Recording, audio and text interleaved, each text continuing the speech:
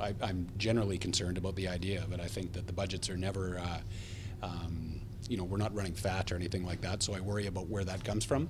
But of course, we're just in the process right now of running a number of different scenarios of what it might look like. So I guess we're kind of in the exploratory phase. So I'm not overly concerned, but I'm not unconcerned.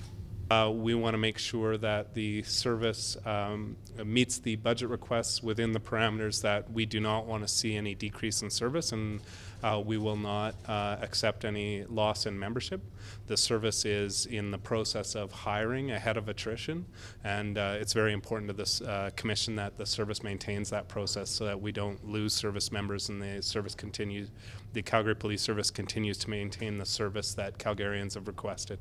Where are those cuts going to come from? Well, we're looking at all kinds of management things that we can do. Things like lengthening out the time between replacing equipment or perhaps delaying hires or whatever of positions that are vacant. So things that wouldn't translate to direct impacts on the street.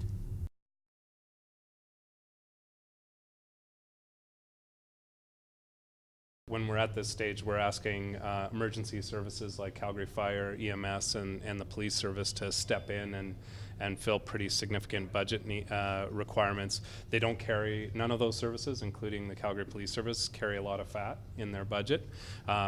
We take pretty seriously our oversight role, so they're limited in some scope. They're significant portion, 86-87% of their budget is salaries, and so the City of Calgary actually controls the collective bargaining process, and they're in the midst of that process. So if you think about that, 87% of the police services budget is within the control of the city itself to negotiate in collective bargaining. My understanding is that these are sort of cuts across the board, and I think inevitably, council can't help but look at some of the bigger draws on the municipal budget. So at the end of the day, I'm not surprised, but I do think that these things are spread out typically across the service sectors. I don't think it's just emergency services in this case.